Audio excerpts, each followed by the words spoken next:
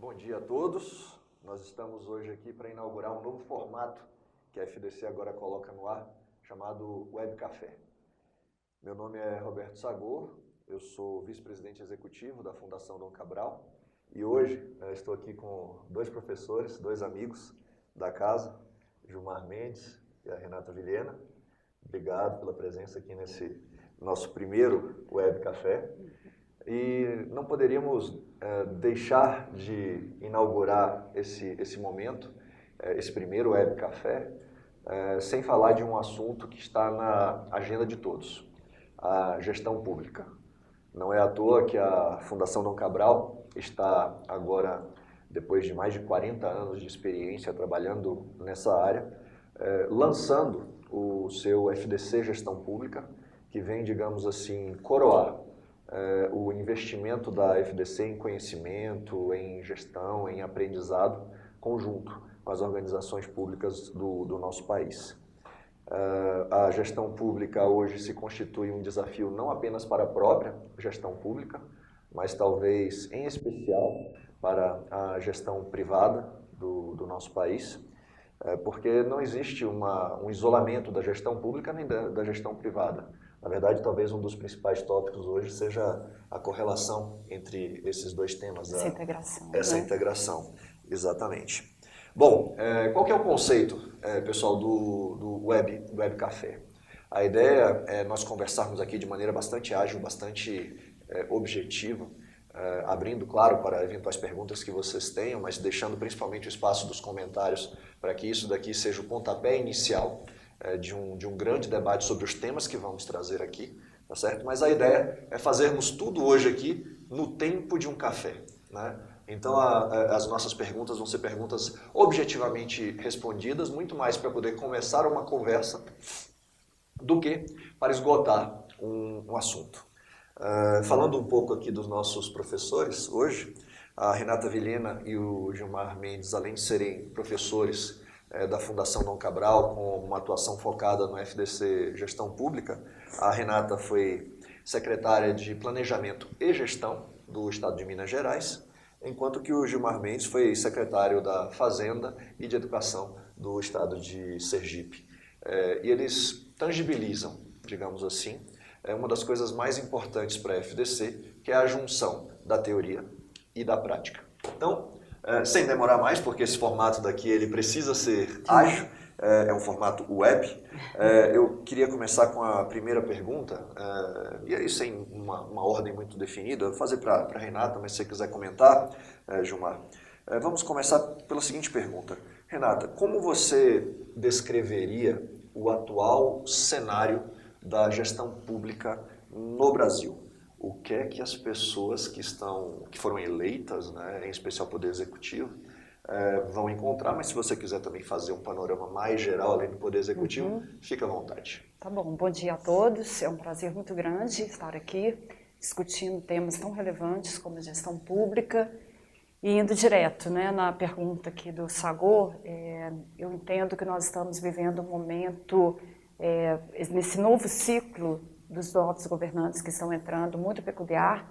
Nós tivemos uma participação muito maior no processo eleitoral, um envolvimento muito maior, e a resposta às urnas mostra uma grande expectativa da população em relação às respostas que os governantes precisam de dar, né, a toda a sociedade. Por outro lado, os governantes eles estão assumindo um desafio, talvez assim, o maior dos meus 30 anos de experiência na área pública, de encontrar um quadro econômico-financeiro muito difícil, né? Nós temos aí vários índices que mostram que as contas dos estados elas estão muito difíceis de serem administradas. Nós temos praticamente todos os estados com o comprometimento maior, com a folha de pagamento maior do que aquilo que a lei de responsabilidade permite, e essa é uma despesa que ela é muito difícil de ser alterada, há um engessamento muito grande.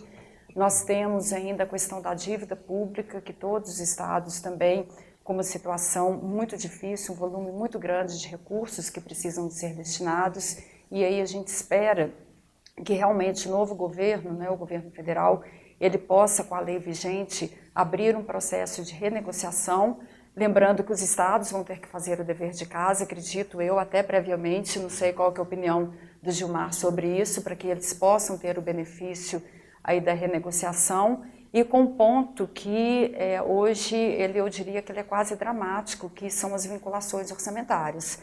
Porque o que está colocado que os governos, quando eles recebem todos os impostos, todos os recursos provenientes da arrecadação, quando eles fazem os repasses constitucionais, as vinculações constitucionais para a educação, para a saúde, pagamento da dívida, pagamento de pessoal, a sua receita líquida ela já está totalmente consumida, não ficando praticamente recurso nenhum para o custeio e, quiçá, para o investimento. E, por outro lado, para que ele possa estar buscando recursos de investimentos via operação de créditos com agências multilaterais, ele precisa de ter o aval da União. E para que ele tenha o aval da União, ele precisa de ter também as contas ordenadas, né, estar cumprindo os indicadores. Então, é um cenário bastante preocupante, porque ele precisa de investir na execução das políticas públicas, precisa de aumentar a qualidade da prestação das políticas públicas e, ao mesmo tempo, ele vai encontrar um quadro totalmente deteriorado, onde ele precisa de ter a forma de organizar essas contas para fazer esse tipo de investimento. E um outro ponto que é muito crítico também é ainda em relação a essa despesa de pessoal, Sagu, que eu mencionei no início, sim, porque nós temos hoje uma legislação que eu espero também que ela seja alterada, que a carreira dos servidores, elas vão precisar de ser revistas, né, porque ainda muitos estados, eles têm um crescimento vegetativo que é muito grande, ou seja, se nada for feito, se nenhuma progressão, se nenhum aumento for dado, a folha continua crescendo. Então, isso precisa de ser revisto. E o último tema aqui, para ficarmos no tempo de um café, que é a questão previdenciária, que nós temos estados que hoje, para cada ativo, nós já temos um inativo. Então, isso consome grande parte da arrecadação. Então, esse momento de entrada, conhecer muito bem como que está a distribuição das contas e tentar buscar alternativas de curto e médio prazo é o grande desafio que os novos governantes vão encontrar a partir de agora. Muito bem. Gilmar, no tempo também de um café, o cenário que a Renata nos traz é um cenário de margem de manobra muito estreita, né? Estreito. Que saídas imediatas você enxerga, que medidas imediatas os governos devem tomar e o que a gestão tem a ver com isso? Então, todas essas questões, elas vão convergir para uma única plataforma, para que nós possamos pensar o seguinte: nós precisamos de desenvolvimento. Esse é um ponto central da conversa. Mas é só desenvolvimento, porque através do desenvolvimento nós vamos crescer a economia, crescer o PIB, aumentar a arrecadação da União e dos Estados. Muito bem, mas precisamos olhar os gastos dos Estados e da União. Então nós temos dois grandes desafios: prover o desenvolvimento e equilibrar os gastos das contas públicas. Para prover o desenvolvimento, aí nós vamos olhar a política econômica, e dentre as políticas econômicas, nós temos que estabilizar um ambiente de negócio para o investimento. Nós temos três grandes políticas. Nós temos uma política monetária, cambial e uma fiscal. A monetária e a cambial, né, estão relativamente ajustadas, com pequenos ajustes. Qual é o grande desafio da política fiscal? E o que é que indica que a política fiscal está fora dos padrões? O gasto do Estado elevado. O Estado que faz lá, a União e os Estados. O problema é o mesmo. O gasto dos Estados elevados e não é compatível com a arrecadação. Portanto, nós temos déficits nominais. Ora, mas como é que faz então para financiar esse déficit? Dívida. A dívida pública brasileira é um grande problema do futuro. Essa dívida é formada por esses gastos e o outro fator que funciona a dívida, qual é? A previdência. Então, vamos ver os nossos grandes desafios: equilibrar os gastos, colocar os gastos dentro de determinados padrões e resolver o problema da previdência. É a primeira das grandes reformas que nós precisamos fazer. Bom, nós temos previdências em padrões em países ricos e um país emergente. Temos outra grande questão que precisamos tratar aí, que vai dizer agora a questão em relação ao desenvolvimento, ao investimento. Esse investimento requer poupança interna e externa. E, portanto, nós precisamos emitir sinais de que a casa está em ordem. Perfeito. E essa casa em ordem atrai investimento. Mas veja, a economia é uma ciência da expectativa. Então, você já está vendo que nós estamos projetando aí já um crescimento de 2,5% do PIB. Nós estamos já com as macrovariáveis como PIB, inflação a 4,5%, quer dizer, taxa de juros a 6,5%. Essas são equações, essa equação se mostra favorável, uma expectativa favorável. Mas o desafio virá nos próximos meses do novo governo, como essa equação vai ser trabalhada para resolver o problema do déficit público, fundamentalmente em gastos e previdências. E esta fórmula se replica pelo Estado, tal como a Renata estava falando. Quer dizer, os estados, dos 20 estados da federação, dos 27 estados da federação, 20 já estão com problemas seríssimos nas suas receitas e gastos correntes. Então, vão precisar entrar neste jogo, que é o jogo do grande rearranjo do Estado brasileiro. Muito bem, muito bem.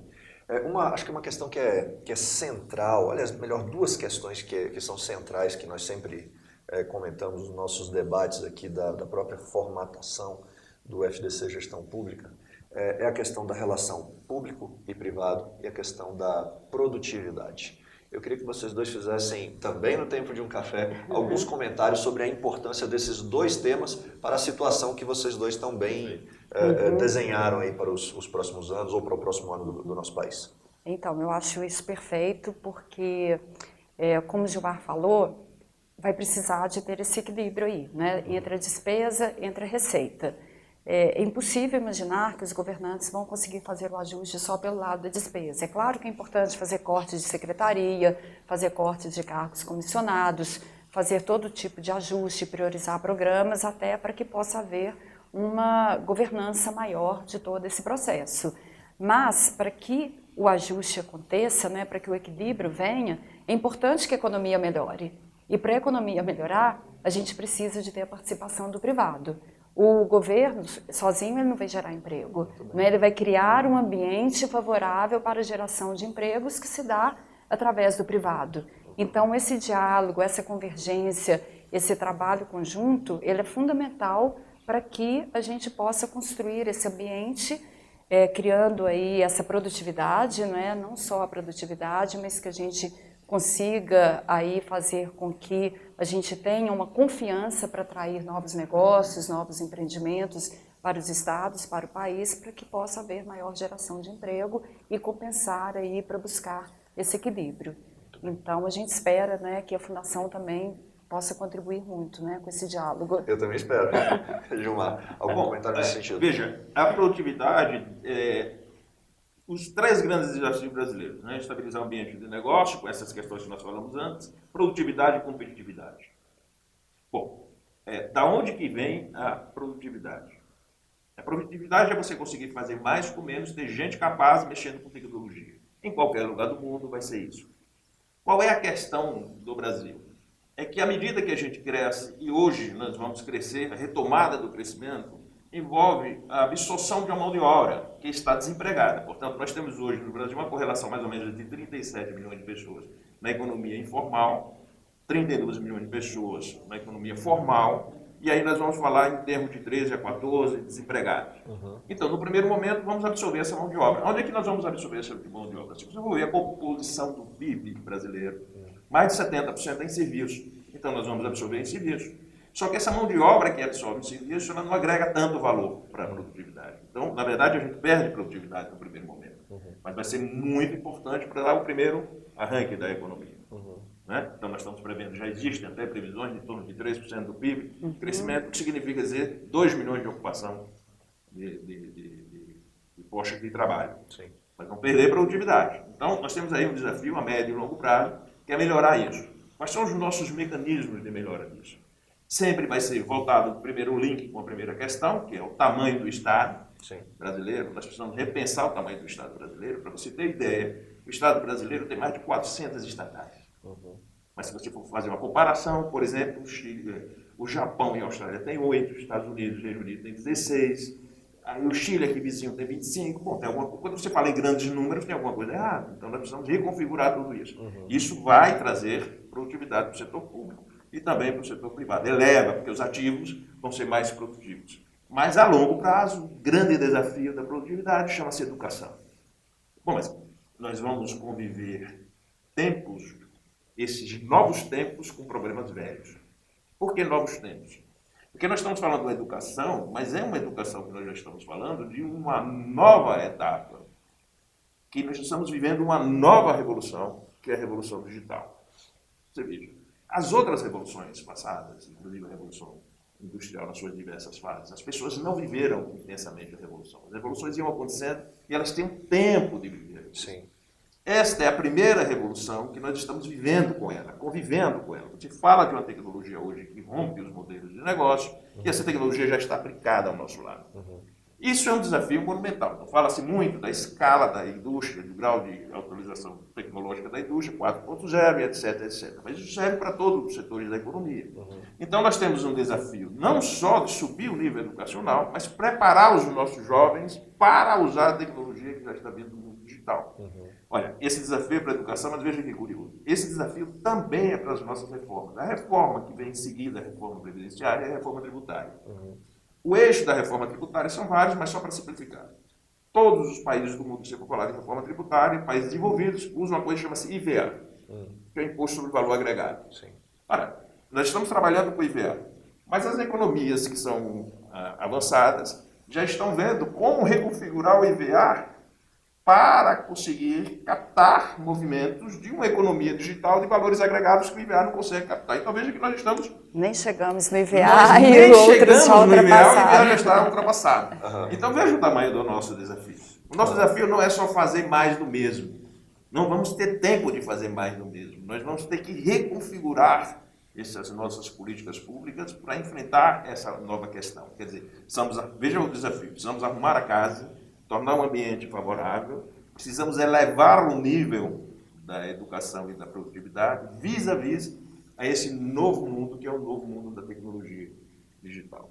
Muito bem, então estamos falando de transformação digital, não apenas impactando o setor privado, mas impactando fortemente o setor público. Né? Sabe, é impossível pensar, por exemplo, em políticas públicas sem tecnologia.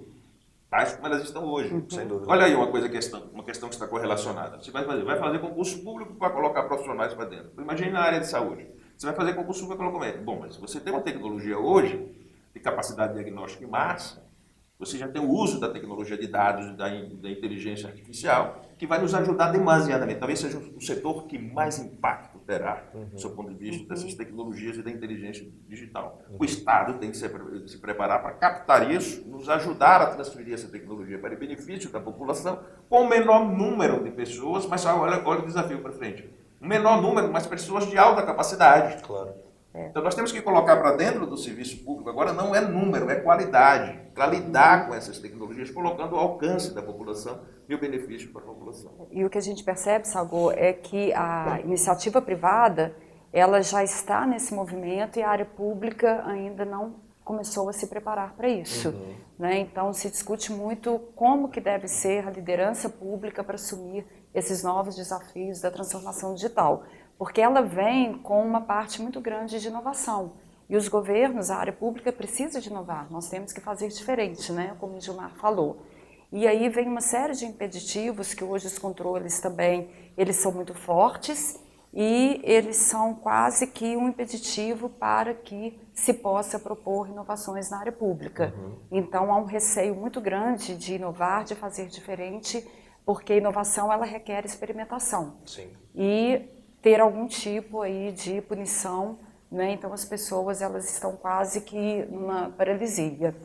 E nesse sentido, nós aqui da Dom Cabral fizemos parte de um grupo de trabalho bem interessante que foi coordenado pela ENAP junto com a CDE para definir quais são os perfis que o novo líder público deve ter para a inovação. Interessante. E a gente espera que a gente consiga agora disseminar isso e criar um ambiente para que possa realmente implementar essas novas posturas, essa nova forma de emprego, de contratação, de rever a força de trabalho mesmo em função disso e aqueles que hoje estão numa determinada função poderem ser desenvolvidos, desenvolver novas competências para assumir essas novas tarefas que a nova tecnologia, né, essa nova transformação digital requer. Então são grandes desafios. Muito bem. Ou seja, o que eu entendo que vocês estão dizendo é que, apesar de a gestão pública, pelo seu histórico, pelas suas leis, pelo seu regulamento, enfim, trazer uma série de barreiras às inovações, existe saída, né? Existe. Mas exigirá uma reconfiguração. Com certeza. Inclusive dos órgãos de controle, como bem lembrou a Renata. Precisam reconfigurar para uma nova realidade. Assim, eu falei, não é fazer mais do mesmo. Vamos fazer coisas distintas, diferentes. De forma diferente. De forma diferente. Inclusive a transformação digital vai chegar nos Claro. órgãos de controle, né? Claro, Elas já vai estão chegar, ela aí, chega para né? constituir órgão de controle. A questão não é de força, é de jeito. Isso é fundamental. Então, o que significa isso? Olha o desafio de preparar esses gestores públicos para o futuro. Ele precisa interpretar a complexidade.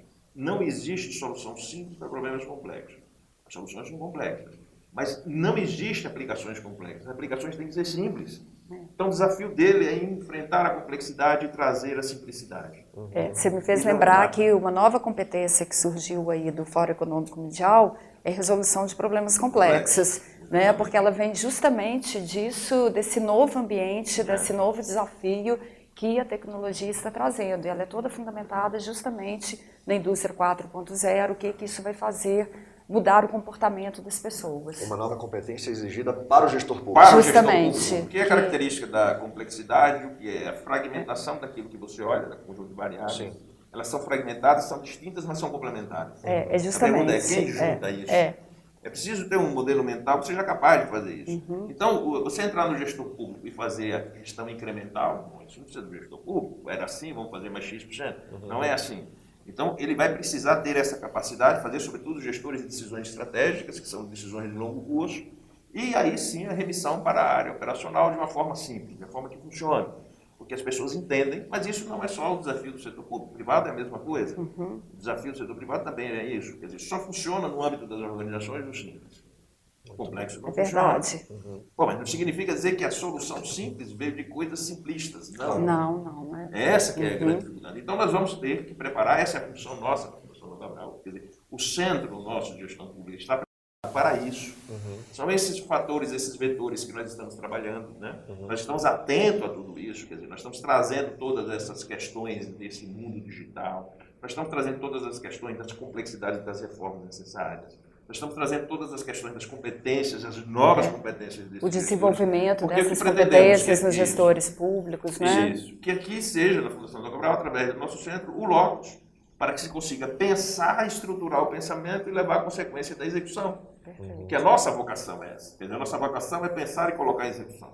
Que é assim que nós somos formados. O nosso DNA sempre foi esse. Né? E é isso que nós queremos levar para o gestor público, num momento favorável. Porque é isso, esse desafio não cabe em um único lugar. Não é o desafio da gestão pública. Isso é um desafio institucional, é da matriz institucional. E o que significa as instituições? As instituições não só é o poder público, mas o poder privado junto. Claro. E aí sim, é muito interessante, porque para nós é um privilégio, porque a gente lida com os dois, né, Sim. simultaneamente. Então nós temos esse privilégio de ver não só as preocupações comuns, mas a possibilidade de uma ação comum. Então, nós estamos vendo aí, dessa nova configuração política, a participação maior do setor privado, dos empresários na política, que é muito bom. Sim. Mas não é só isso, não basta ser só em cima dos altos cargos que são eletivos. Isso precisa também convergir para que haja uma conversa de gente que é muito bem preparada do setor público. Temos profissionais extraordinários. Sem dúvida. E profissionais extraordinários no setor privado. Então, vamos colocar essa gente junta. A proposta nossa é essa, para que a gente enfrente esses desafios que o Brasil requer de todos nós. E a partir daí valorizar o nosso capital humano, né? Isso, que ele é diferenciado e eu acho que é nele que nós precisamos de investir, porque é a partir dele que nós vamos ter as soluções. Muito bem. Bom, para que a gente possa finalizar essa rápida conversa nossa hoje, eu voltaria vocês agora um pouquinho no tempo, sentaria na cadeira do gestor público, com a experiência de professores que hoje vocês acumularam. E claro, não dá para generalizar uma fórmula para todas as situações que os gestores públicos do nosso país vão encontrar, em especial a partir do ano que vem, mas por onde vocês começariam na gestão? Qual seria o primeiro passo de vocês no tempo de um café? Bom, eu começaria com o que eu costumo chamar de um duplo planejamento.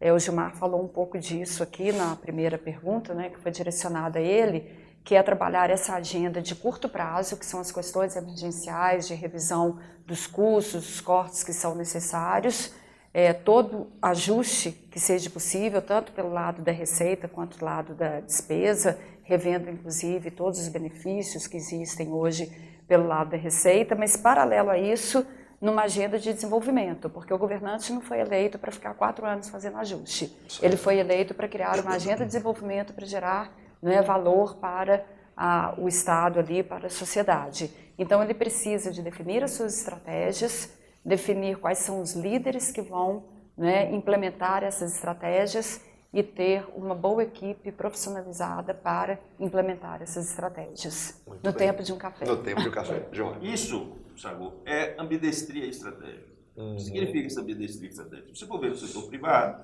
é a capacidade de você lidar com os mercados maduros, tais como eles estão, e com os mercados que vêm impulsionados por essa revolução digital. A gestão dos paradoxos, né? Dos paradoxos. Isso. Você vai ter que trabalhar com as duas. A ambidestria é isso, trabalhar com as duas mãos, as duas habilidades. O Estado é isso também. Então, no primeiro momento, ele vai ter que trabalhar numa agenda de emergência. Qual é o cuidado? É saber montar uma agenda de emergência que seja capaz de preparar para uma agenda de desenvolvimento. Uhum. Mas ela não é uma sequência, tem que trabalhar com as duas em paralelo, ambidestria, tem que trabalhar com as duas em paralelo.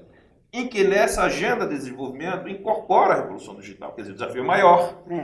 Novos tempos. Uhum. Porque ele traz as características da ambidestria do privado, claro que o privado é muito mais acelerado, mas ele traz essa ambidestria, que é da nova tecnologia, para os aspectos do desenvolvimento. E tem que trabalhar a agenda de curto prazo, que é essa agenda de que coisas que precisam ser feitas hoje, coisas que podem ser equacionadas hoje, porque muito pode ser feito de imediato. Agora, não adianta trabalhar uma única agenda, né? Agora, como fazer isso? Nós precisamos ter método. Nós precisamos ter jeito, isso não é de qualquer maneira. Uhum. E o que significa? Isso é uma junção fundamental em que pessoas capazes de fazê-la com suporte metodológico para fazer. Por que você precisa? Por que nos ajuda o método? Para dar ordem. E as organizações só entendem a ordem, não entendem o caos. E esse é o desafio fundamental do gestor hoje. Quer dizer, tocar a ambidestria com ordem e que as pessoas compreendam o que está fazendo. Olha, o grande desafio, sem dúvida nenhuma, no Brasil, não é só estruturar a solução, é fazer com que as pessoas compreendam a necessidade que tem de adoção dela. Isso é um desafio monumental. Vai exigir o quê? Capacidade de transmitir as coisas de forma simples, para níveis de compreensão, para os diversos estratos da sociedade. Bom, mas esse é o desafio. Todas essas pessoas que são aí capazes e eleitas, foram eleitas porque apresentam essa habilidade, né? E eu acho que isso é fundamental porque ele tem que fazer isso de forma rápida, né? Porque o tempo é curto e ele tem que aproveitar o capital político que ele tem, que ele acabou de ser eleito. Eu vou encaixar aqui uma pergunta que nos foi enviada pelo Gilson Dariel. Ele lembra o professor Mário Henrique Simonsen, que diz que no longo prazo estaremos todos mortos. E ele pergunta justamente essas primeiras medidas de curto prazo, mas com relação às parcerias entre governo e setor privado, incluindo aí o terceiro setor. Alguma dica de curtíssimo prazo para essas parcerias? Olha, as parcerias, as famosas parcerias com o setor privado, PPP, concessões, etc., esse é o desafio da agenda. Olha, uma coisa curiosa, a agenda emergencial requer, já de imediato, a abertura para a entrada de capital na infraestrutura. Significa dizer, nós precisamos, olha a ambidestria, nós precisamos, junto com os gastos, trabalhar de imediato a agenda de desenvolvimento que diz respeito à regulação. Claro. A resposta do Brasil à regulação, porque os investimentos...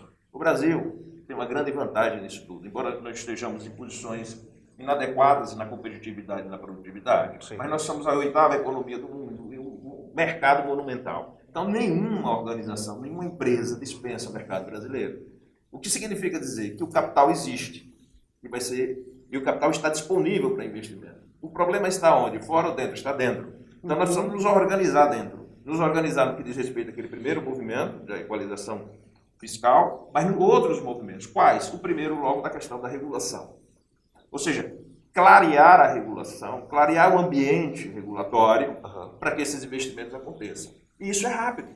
Nós tivemos exemplos disso aqui mesmo em momentos mais tumultuados, como, por exemplo, você está vendo nos aeroportos brasileiros. Verdade. Você viu, o ciclo é muito curto entre a entrada de capital e a mudança dos ativos. Então, isso é uma capacidade de resposta muito boa, que nós vamos ter muito rápido. Agora, eu quero ressaltar isso, que se não tiver uma melhoria do ambiente interno, não vai atrair investidores que... Né, tem que ter esse ambiente de confiança internamente nas instituições para que eles venham, que tenham apetite, né, usando o termo, para poder investir. E aí, assim, a minha experiência mostrou que um bom planejamento, né, definindo ali onde se quer chegar, quais são as prioridades, isso faz muita diferença para atrair o parceiro privado, para ter todo esse ambiente de confiança para que ele queira entrar e ser um parceiro.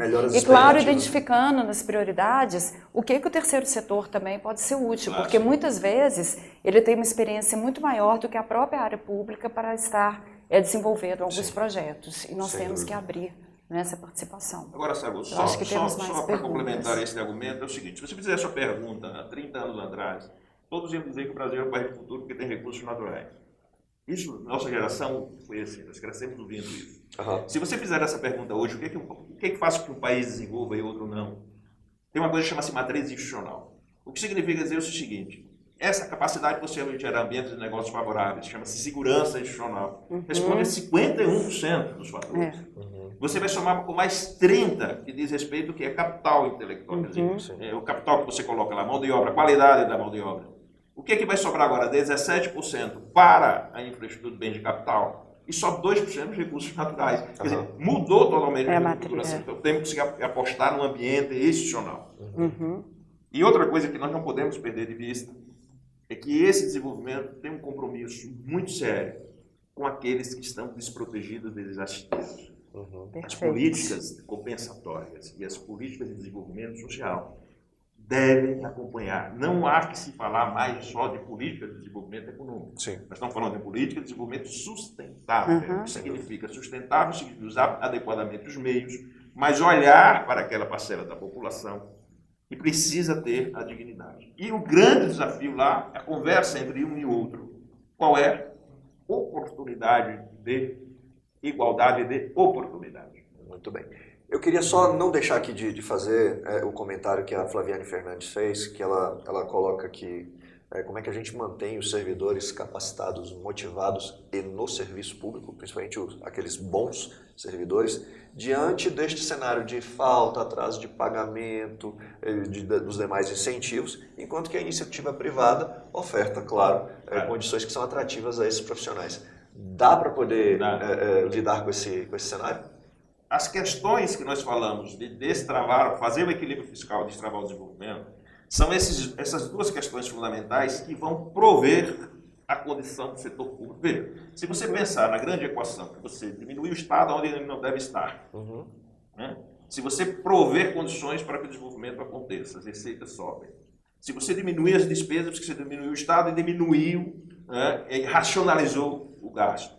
O que significa dizer que essa massa de funcionário público que ali está, vai ter a oportunidade de ser o quê? Se voltar para o desenvolvimento, para a capacitação e meritocracia. Muito bem. Que são mecanismos de iniciativa privada. Quero completar uma coisinha que eu acho bem importante, porque final do café, deixa eu ainda ter um pouquinho de café. O equilíbrio fiscal ele é a condição para que tudo isso possa ser implantado, mas eu quero ressaltar para, qual que é o nome dela? Flaviane, que eu entendo que o engajamento do servidor, a motivação, ele vai muito além das questões pecuniárias. Então, é muito importante que se crie internamente no governo outros mecanismos de reconhecimento, como o Gilmar falou, da meritocracia, que não necessariamente tenham que passar por questões pecuniárias, né? Por outros tipos de reconhecimento e valorização do servidor. Porque o servidor, para ele estar engajado, ele precisa de ter desafios, mas ele precisa de ser reconhecido por aqueles desafios, e nem sempre só o salário é suficiente para isso. Então, essas políticas, elas são fundamentais para o enfrentamento aí desse novo ciclo, para manter as pessoas ali realmente motivadas. Muito bem. Acho que tivemos aqui uma conversa rica. Eu tenho a satisfação de poder contar com a Renata e com o Gilmar, às vezes, além do tempo de um café, né, o tempo de um almoço, o tempo de um jantar, o tempo de uma reunião.